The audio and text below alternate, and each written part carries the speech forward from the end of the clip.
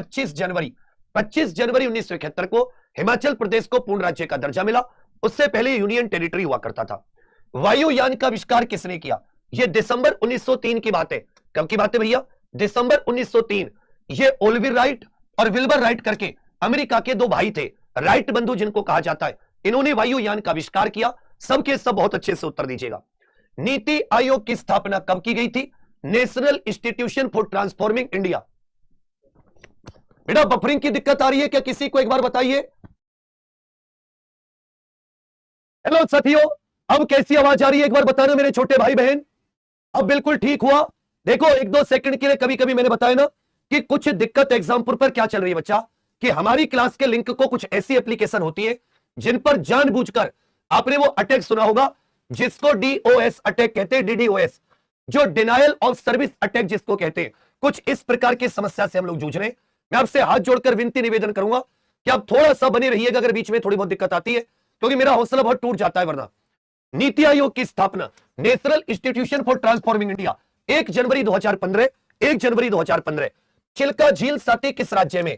भारत का पहला रामसर स्थल, भारत का पहला रामसर स्थल, अब ठीक है बताते रहना, भारत का पहला रामसर स्थल याद रखिएगा। और भारत की सबसे बड़ी खारे पानी की झील, भारत की सबसे बड़ी खारे पानी की झील, यह भारत की सबसे बड़ी खारे पानी की झील है बाबू, उड़ीसा राज्य में स्थित है। चिल्का झील कहां पर स्थित है बड़े भैया? उड़ीसा राज्य में। प्रोजेक्ट टाइगर की शुरुआत कब की गई थी? याद रखिएगा 1973 में। प्रोजेक्ट टाइगर की शुरुआत 1973 में। प्रोजेक्ट टाइगर की शुरुआत कब की गई थी? 1973। तो सतीमा सरस्वती बाबा श्याम जी का नाम लेकर अपनी आज की प्योर करंट अफेयर की क्लास शुरू करते।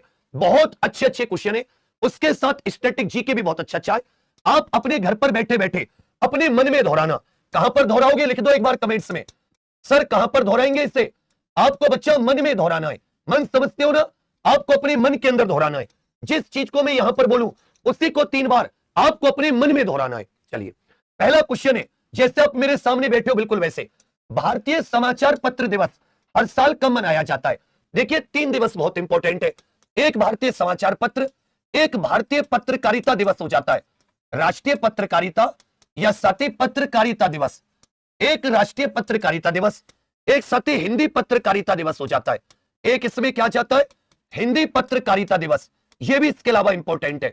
भारतीय समाचार पत्र दिवस है इसी दिन सन 1780 में, 29 जनवरी सन 1780 में भारत का पहला समाचार पत्र, भारत का पहला समाचार पत्र कोलकाता से, भारत का पहला समाचार पत्र उस समय के कलकत्ता वर्तमान कोलकाता से, यह साथी बंगाल गजट, जिसको बंगाल गजट भी कह देते हैं, जिसको बंगाल जनरल एडवर्टाइजर भी कह देते हैं, यह अंग्रेजी भाषा में छपा था, अंग्रेजी भाषा में। और इसके संस्थापक कौन थे? जेम्स अगस्टस हिक्की करके एक व्यक्ति था। कौन था भैया? जिसको हिक्की गजट भी कह देते हैं। तो जेम्स अगस्टस हिक्की ने भारत में पहला यह समाचार पत्र छापा जिसका नाम था बंगाल गजट, अंग्रेजी भाषा में, कलकत्ता से। कब?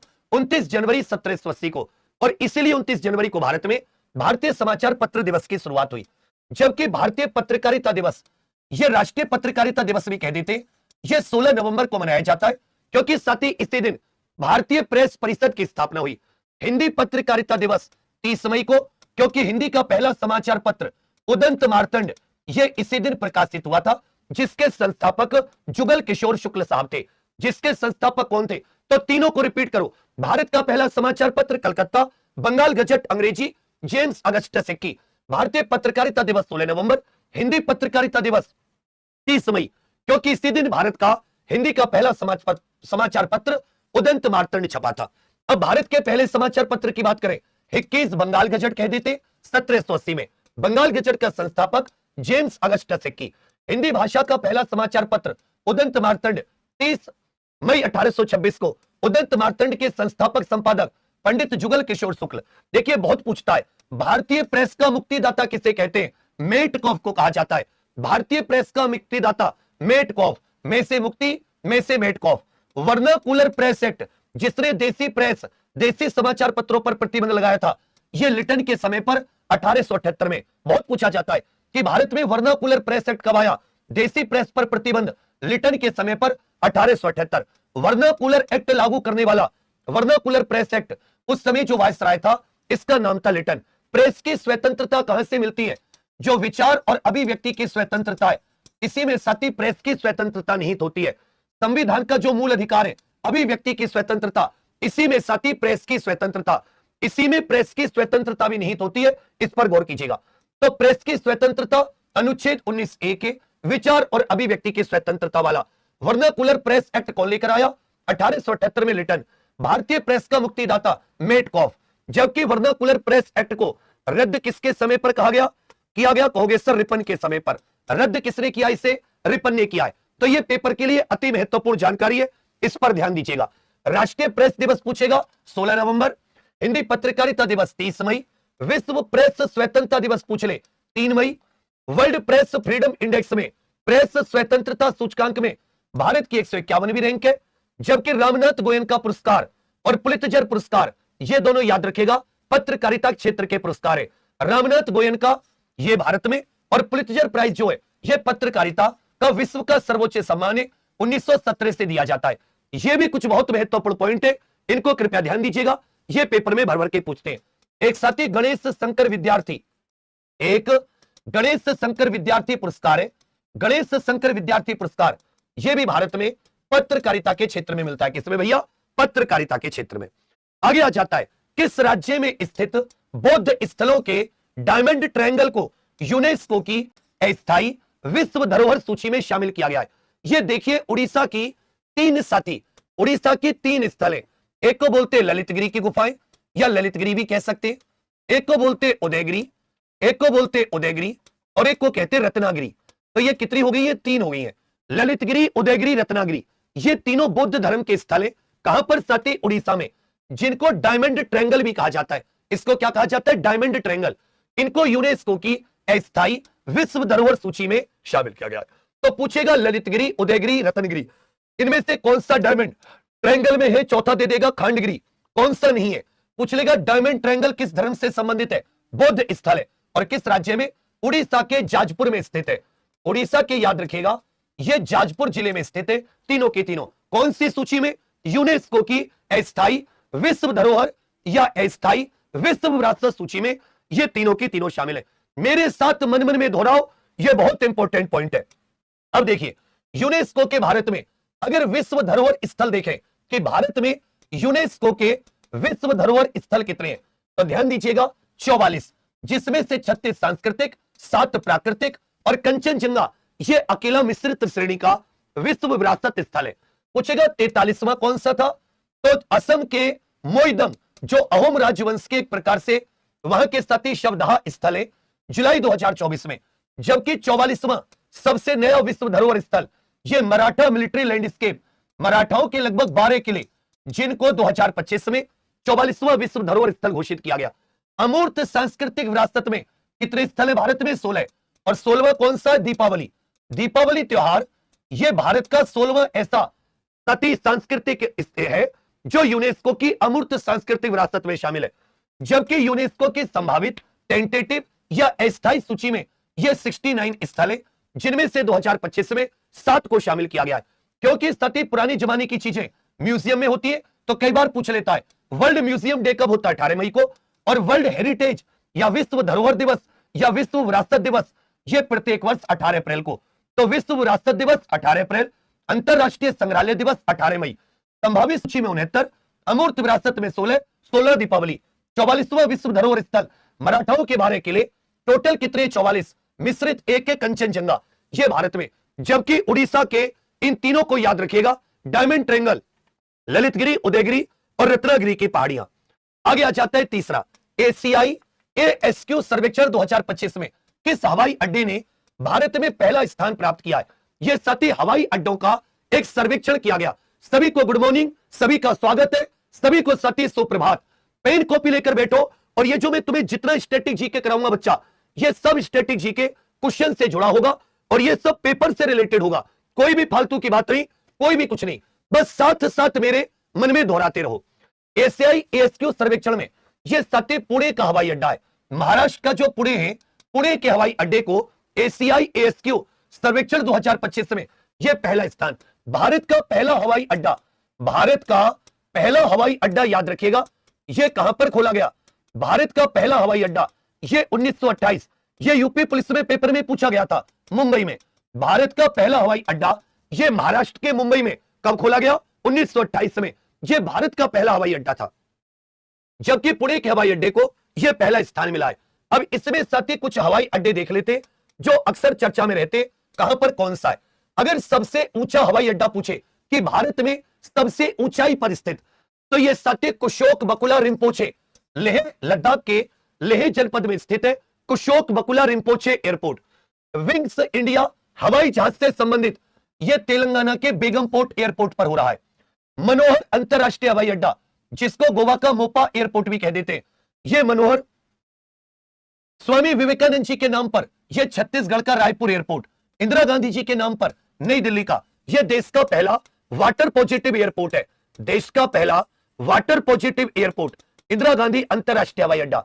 जबकि मुंबई का छत्रपति शिवाजी महाराज जी के नाम पर केम्पेगौड़ा बेंगलुरु में, नेताजी सुभाष चंद्र बोस जी के नाम पर कोलकाता का, जबकि राजीव गांधी जी के नाम पर हैदराबाद का यह बेगमपेट अलग है और यह राजीव गांधी अंतरराष्ट्रीय हवाई अड्डा यह अलग है। इसी प्रकार साथी लोकनायक जयप्रकाश नारायण जी के नाम पर यह पटना का, और भगवान बिरसा मुंडा जी के नाम पर, भगवान बिरसा मुंडा जी के नाम पर यह याद रखिएगा रांची का एयरपोर्ट है। भगवान बिरसा मुंडा जी के नाम पर झारखंड रांची का एयरपोर्ट। तो सबसे ऊंचा कुशोक बकुला विंग्स इंडिया हैदराबाद, मनोहर मोपा एयरपोर्ट गोवा, स्वामी विवेकानंद जी के नाम पर छत्तीसगढ़ का रायपुर, इंदिरा गांधी अंतरराष्ट्रीय हवाई अड्डा नई दिल्ली, छत्रपति शिवाजी महाराज जी के नाम पर मुंबई, केम्पेगौड़ा बेंगलुरु, नेताजी सुभाष चंद्र बोस कोलकाता, राजीव गांधी अंतरराष्ट्रीय हवाई अड्डा, यह बहुत पूछता है, तेलंगाना के हैदराबाद का, लोकनायक जयप्रकाश नारायण पटना, और भगवान बिरसा मुंडा जी के नाम पर रांची। देश का पहला वाटर पॉजिटिव एयरपोर्ट बताओ, देश का पहला वाटर पॉजिटिव हवाई अड्डा, देश का पहला वाटर पॉजिटिव हवाई अड्डा, कमेंट में लिखकर बताइए। आगे आ जाता है, हाल ही में नीति आयोग ने कौन सा अभियान भारत में शुरू किया है नीति आयोग के द्वारा? तो संपूर्णता अभियान 2.0। देश के जो 7 आकांक्षी जिले हैं, जो देश के पिछड़े एस्पिरेशनल डिस्ट्रिक्ट जिनको कहा जाता है, जो देश के पिछले आकांक्षी जिले, ये देश के सबसे पिछड़े जिले, इनमें साथ ही कुछ पैरामीटर पर इनको आगे लाने के लिए नीति आयोग ने संपूर्णता अभियान 2.0, इसका जो साथी 1.0 था यह 2024 में चलाया गया था, जबकि अब कौन सा शुरू किया है कहोगे सर? संपूर्णता अभियान 2.0 किसका है? नीति आयोग का है। यह संपूर्णता अभियान छोटे बाबू किसका है कहोगे सर? नीति आयोग का। नीति आयोग की सबके सब फुल फॉर्म बताओ भाई, नीति आयोग की फुल फॉर्म बताओ। National institution for transforming India, national institution for transforming India, national institution for transforming India. सबके सब साथ बोलेंगे मेरे, national institution for transforming India. यह कब बना? 1 जनवरी 2015। यह कब बना? 1 जनवरी 2015। यह बताइए नीति आयोग के अध्यक्ष कौन होते, चेयरमैन कौन होते? आगे आ जाते, ये नीति आयोग के कुछ और साथी मिशन है जो बहुत पूछता है, प्लीज इस पर ध्यान देना। एक इसका अटल इनोवेशन मिशन है जिसे 2016 में लॉन्च किया गया। इसमें साथी नवाचार, उद्यमशीलता को बढ़ावा देना इसका लक्ष्य है। आकांक्षी जिला कार्यक्रम, देश के 112 पिछड़े जिलों का कायाकल्प करना। पोषण अभियान 2018, कुपोषण मुक्त भारत का लक्ष्य। एसडीजी इंडिया इंडेक्स निकालता है, सतत विकास लक्ष्य इंडिया इंडेक्स, नीति आयोग 2018 से। एक साथी लाइफ मिशन है, lifestyle as a environment करके 2021, पर्यावरण के अनुकूल जीवन शैली अपनाना।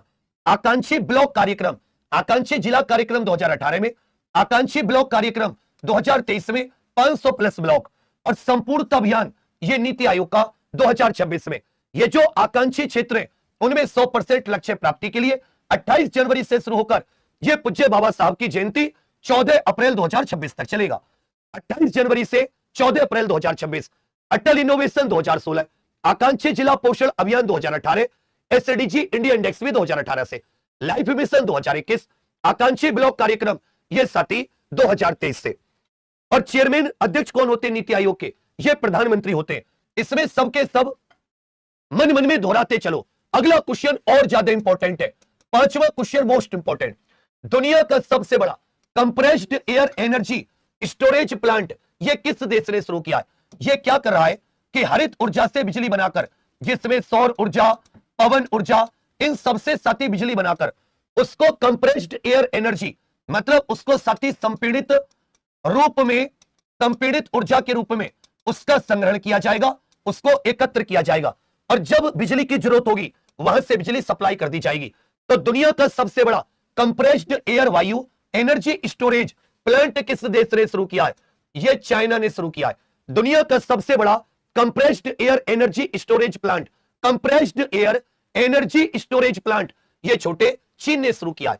अब इसके विषय में कुछ चीजें समझ लीजिए कि यहां पर बच्चा आपके सामने कुछ तत्व हैं, इनमें कौन सी गैस पाई जाती है, यह बहुत इंपॉर्टेंट पूछता है। सीएनजी में सबसे ज्यादा क्या पाई जाती है? मेरे साथ बोलते चलो। ऐसे समझो जैसे आप मेरे सामने बैठे और आपको वहां से मन मन में दोहराना है। सीएनजी कंप्रेस्ड नेचुरल गैस, यह दिखाई दे रहा होगा। इसमें सबसे ज्यादा कौन सी पाई जाती है? CH4, जिसको मीथेन कहते हैं। जो पाइप नेचुरल गैस होती है इसमें भी साथी सबसे ज्यादा, तो प्राकृतिक गैस हो, बायोगैस हो, गोबर गैस हो, इनमें सबसे ज्यादा मीथेन पाई जाती है। लेकिन जो एलपीजी घर में जो सिलेंडर होता है इसमें प्रोपेन और ब्यूटेन पाई जाती है। लिक्विफाइड पेट्रोलियम गैस में प्रोपेन और ब्यूटेन, प्राकृतिक गैस में मीथेन पाई जाती है। एक साथी वाटर गैस होती है, यह कार्बन डाइऑक्साइड प्लस हाइड्रोजन मिला दें तो यह वाटर गैस बनती है। यह सब पेपर में पूछता है, पूछेगा वाटर गैस कैसे बनती है, बनाओ वाटर गैस। एक साथी प्रोड्यूसर गैस होती है, उत्पादक गैस कहते हैं इसको। कार्बन मोनोऑक्साइड में अगर नाइट्रोजन मिला दूं तो उत्पादक गैस, और कार्बन मोनोऑक्साइड में हाइड्रोजन मिला दूं तो वाटर गैस। जो एलपीजी की गंध आती है जिससे गैस रिसाव का पता चल जाए, यह एथाइल मर्केप्टेन एक पदार्थ मिलाया जाता है सिलेंडर में। कौन सा? Ethyl mercaptan. सिगरेट लाइटर में क्या पाई जाती है? ब्यूटेन। कृत्रिम फलों को पकाने के लिए एसिटिलीन या एथिलीन गैस होती है। आंसू गैस क्लोरोपिक्रिन, हंसाने वाली गैस नाइट्रस ऑक्साइड। जो साथी लाफिंग गैस होती है उसका फॉर्मूला क्या होता है? N2O nitrous. और भोपाल गैस त्रासदी में कौन सी गैस का रिसाव हुआ था? Methyl isocyanide. ऐसा कोई पेपर बता दो जहां विज्ञान में यह स्टैटिक जीके ना पूछा जाता हो। तो ध्यान देना, सीएनजी में, गोबर गैस में, चावल के खेत से, धान के खेत से, या साथी दलदली इलाकों से, इसे मार्श गैस भी कह देते हैं। इन सब क्षेत्रों में सबसे ज्यादा मीथेन, जबकि एलपीजी प्रोपेन और ब्यूटेन, एलपीजी प्रोपेन और ब्यूटेन, प्राकृतिक गैस में methane, water gas carbon monoxide CO+H2, producer gas CO+N2, LPG ethyl mercaptan, cigarette lighter में ब्यूटेन, फलों को पकाना एसिटिलीन या एथिलीन, आंसू गैस क्लोरोपिक्रिन। लाफिंग गैस का फॉर्मूला लिख के बताओ सबके सब कमेंट्स में, हंसते हुए। लाफिंग गैस का फॉर्मूला हंसते हुए। और भोपाल गैस त्रासदी मिथाइल आइसोसाइनेट। चलिए, हाल ही में किस देश ने असाई करके अपना राष्ट्रीय फल घोषित किया है? जो छोटे बेर होते हैं ना, जामुन, छोटी छोटी काली जामुन जैसा होता है, जैसी छोटी जामुन होती है, तो ये कैसा होता है? जैसे छोटी जामुन। जामुन भी बहुत लाभदायक फल है। तो ये साथी ब्राजील है। ब्राजील ने ये असाई को अपना राष्ट्रीय फल घोषित किया है। ब्राजील ने, जैसे भारत का राष्ट्रीय फल क्या हो जाता है? आम। भारत का राष्ट्रीय फल, इसका वैज्ञानिक नाम क्या हो जाता है? Mangifera indica. वैज्ञानिक नाम क्या हो जाता है बच्चा? Mangifera indica. मेक्सिको की राजधानी मेक्सिको सिटी, मुद्रा पेसो। दक्षिण अफ्रीका की 3 राजधानी हो जाती है, प्रिटोरिया, केपटाउन, ब्लूमफोंटेन। जबकि रेंड क्या हो जाती है? ये इसकी मुद्रा। ब्राजील की राजधानी याद रखिएगा, ब्रासिलिया करके इसकी राजधानी। जबकि ब्राजील की मुद्रा बहुत ही इंपॉर्टेंट है। और EL इस बार 2025 में यहीं पर G20 का समिट हुआ और यहीं के बेलिन में, याद रखेगा साथी, COP30 का आयोजन किया गया। किसका आयोजन? COP30 का आयोजन किया गया। तो ब्राजील ने असाई को अपना राष्ट्रीय फल घोषित किया है, राजधानी ब्रासिलिया, और मुद्रा क्या हो जाती है ब्राजील की? REAL। ब्राजील की मुद्रा क्या हो जाती है? REAL बाबू, ब्राजील की मुद्रा है। चलिए, 49वें अंतरराष्ट्रीय कोलकाता पुस्तक मेले में किसे फोकस देश चुना गया है? अंतरराष्ट्रीय कोलकाता पुस्तक मेले में किसे फोकस देश चुना गया है? तो ध्यान दीजिएगा, अर्जेंटीना को। अर्जेंटीना, आपने एक फुटबॉलर लियोनेल मेसी साहब का नाम सुना है? लियोनेल मेसी, तो उन्हीं का देश है अर्जेंटीना। अर्जेंटीना की राजधानी क्या हो जाती है? Buenos Aires. मेरे साथ मन मन में दोहराओ। ऐसे सोचो तुम अपने बड़े भाई के सामने बैठे हो सबके सब, और तुम्हें मन मन में चीजों को दोहराना है। जबकि अर्जेंटीना की मुद्रा क्या हो जाती है? पीसो साथी, इनकी मुद्रा। राजधानी ब्यूनस आयर्स और मुद्रा क्या हो जाती है? पीसो।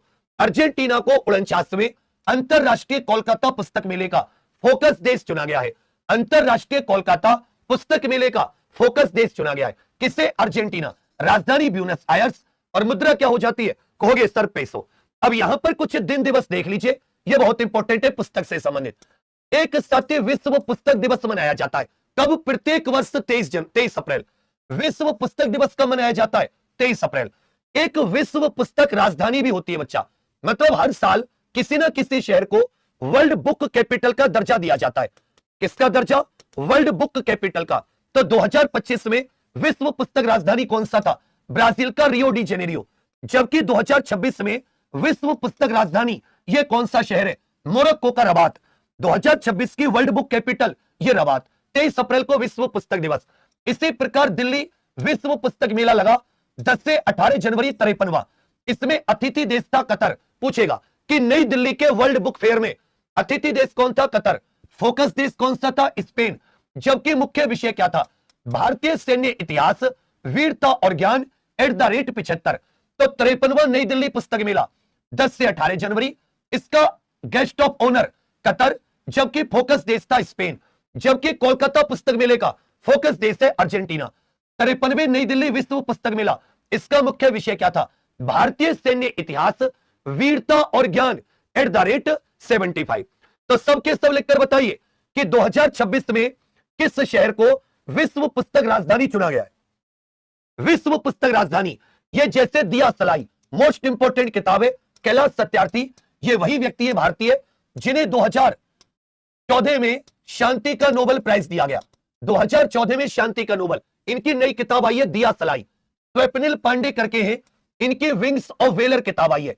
रेड लाइन्स रीड्रॉन, ये ऑपरेशन सिंदूर को लेकर विपिन बख्शी, राजेश कुमार, अनिल त्रिगुणायत और अखिलेश भार्गव 4 लोगों की किताब है। अनहैप्पी इंडिया, ये लाला लाजपत राय जी की किताब थी। India divided doctor Rajendra Prasad. और रिला एक यात्री वृत्तांत है मोरक्को के यात्री इब्न बतूता के द्वारा। ये कुछ महत्वपूर्ण किताबें जिन्हें अक्सर पेपर बनाने वाला पूछता है।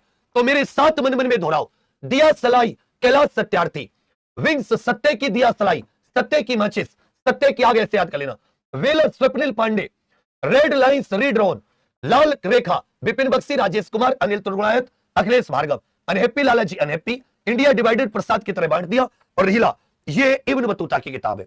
राष्ट्रीय स्तरीय मॉडल युवा ग्राम सभा 2026 में किस विद्यालय ने प्रथम स्थान प्राप्त किया है? यह राष्ट्रीय स्तरीय मतलब पूरे देश के लेवल पर मॉडल युवा ग्राम सभा MYGS 2026 में 2 कैटेगरी थी। एक नवोदय विद्यालय की कैटेगरी, एक साथी EMRS एकलव्य विद्यालय की कैटेगरी। तो जो नवोदय विद्यालय की कैटेगरी में यह हिमाचल प्रदेश का जवाहर नवोदय विद्यालय हिमाचल प्रदेश के ऊना में, इसने पहला स्थान प्राप्त किया। इसने बच्चा पहला। जबकि कन्नूर का केरल जो है इसने सेकंड स्थान प्राप्त किया। मॉडल युवा ग्राम सभा, यह बहुत इंपॉर्टेंट पॉइंट है बच्चा। क्लास में मजा तो आ रहा है ना आपको? आनंद की अनुभूति हो रही है? मुझे बताते चलना, क्लास में आनंद की अनुभूति हो रही है? साथ साथ सीखते चलो, बाद के लिए कुछ भी नहीं, बाद के लिए कुछ भी नहीं। तो जो जवाहर नवोदय विद्यालय ऊना, इसका पहला स्थान है, जबकि कन्नूर केरल का इसका दूसरा।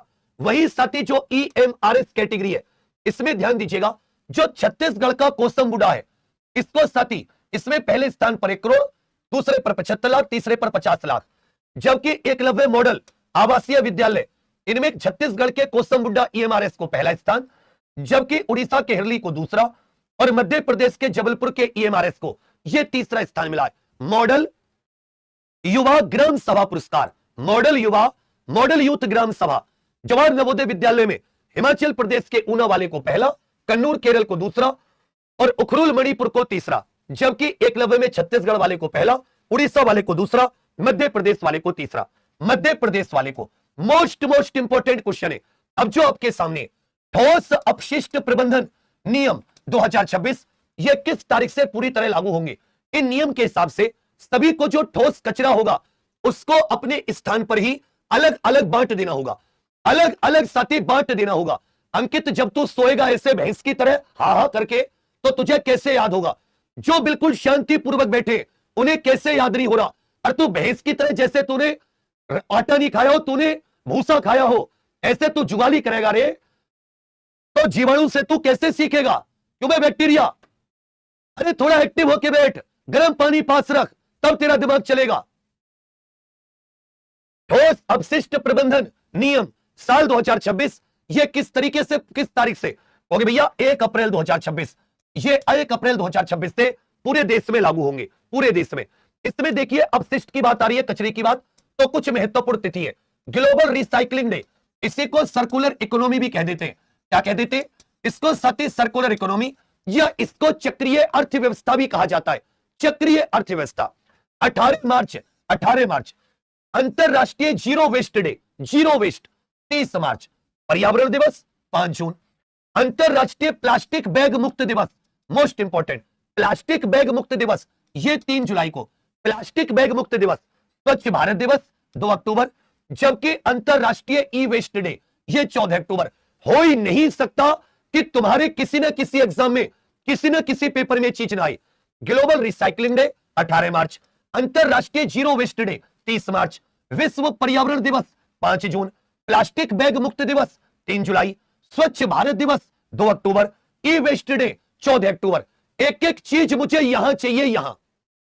और अगर साथी क्लास लग रही हो कि हाँ भैया जान लगा दी आपने, तो मेरे सबके सब छोटे भाई बहन इस क्लास के लिंक को अपने अपने व्हाट्सएप पे जरूर लगा लेना, केवल अपने व्हाट्सएप स्टेटस पर।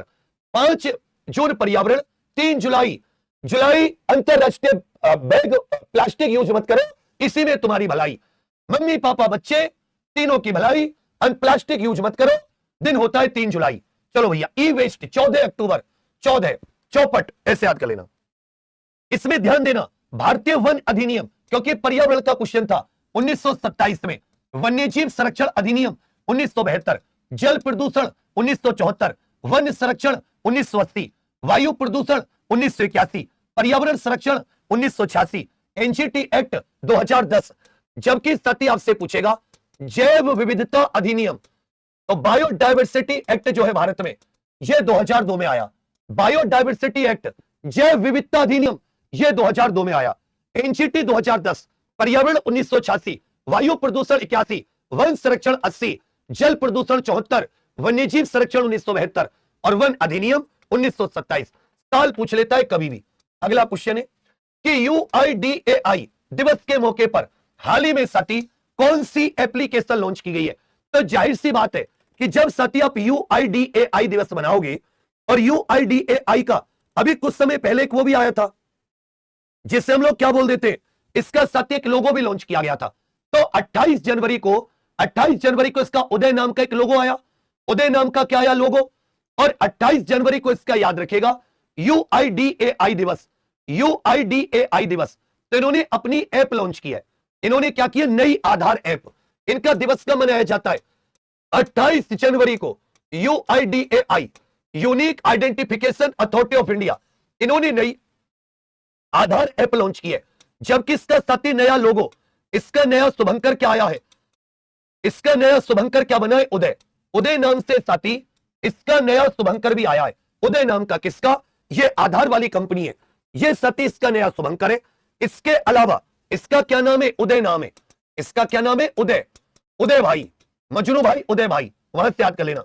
तो चलो यहां पर ध्यान दो, ये कुछ नए पोर्टल है, किस मंत्रालय ने निकाले, पोर्टल और एप्लीकेशन हाल ही में चर्चा। एक पंखुड़ी पोर्टल करके महिला और बाल विकास मंत्रालय, पंखुड़ी पोर्टल किसने लॉन्च किया, महिला और बाल विकास मंत्रालय। आकाशा एटलस, ये भारतीय कृषि अनुसंधान परिषद।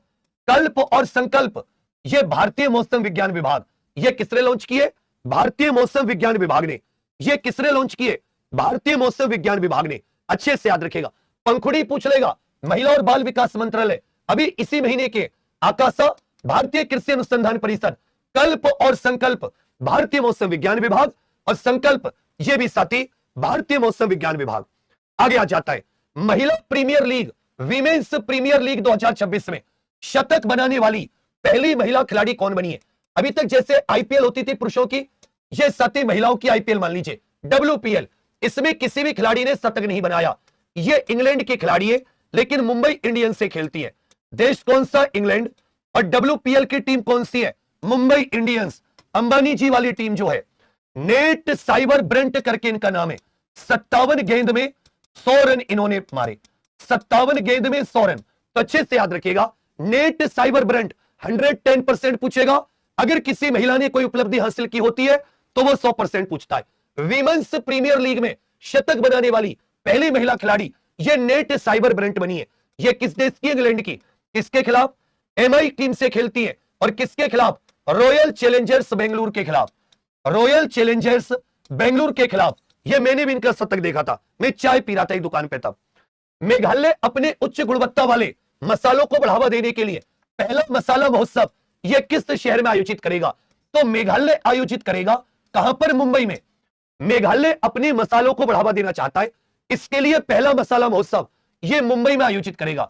मुंबई में काला घोड़ा कला उत्सव भी होता है। मुंबई में काला घोड़ा कला उत्सव यह साथी बहुत ज्यादा चर्चित उत्सव होता है, यह भी मुंबई में। और मुंबई में एक बाण गंगा महोत्सव भी होता है।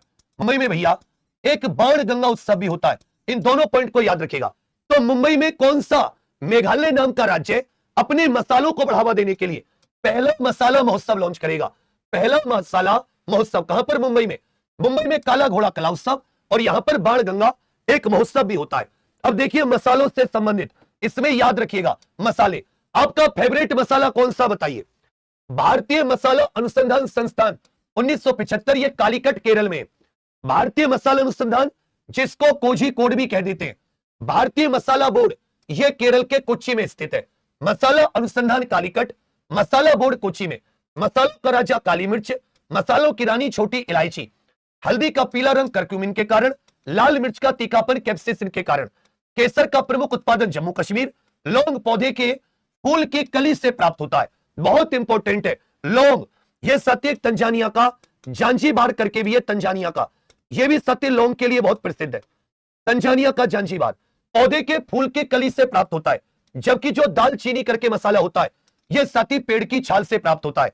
दालचीनी पेड़ की छाल से, लौंग पौधे के फूल की कली से, केसर जम्मू कश्मीर, लाल मिर्च कैप्सिसिन, हल्दी का पीला रंग करक्यूमिन, मसालों की रानी छोटी इलायची, राजा काली मिर्च, मसाला बोर्ड कोची। जबकि मसालों का बगीचा, मसालों के व्यापार के लिए ही सबसे पहले अंग्रेज यूरोपियन भारत आए थे, यह केरल को कहा जाता है। जबकि सबसे बड़ा उत्पादक, देखिए केरल को मसालों का बगीचा कहते हैं, पर सबसे बड़ा उत्पादक यह मध्य प्रदेश है।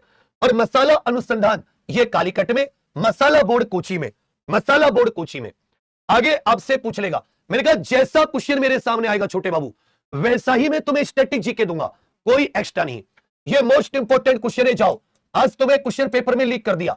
ट्रिपल ए क्रेडिट रेटिंग प्राप्त करने वाली भारत की पहली निजी बिजली वितरण कंपनी कौन सी बनी है? किसी देश के लेवल की, संप्रभु लेवल की उधारी रेटिंग। उधारी का मतलब है इस कंपनी को उधार देना बहुत अच्छा है, यह उधार चुकता कर देगी। इसके ट्रिपल ए क्रेडिट रेटिंग प्राप्त करने वाली भारत की पहली निजी बिजली वितरण कंपनी यह अदानी इलेक्ट्रिसिटी मुंबई बनी।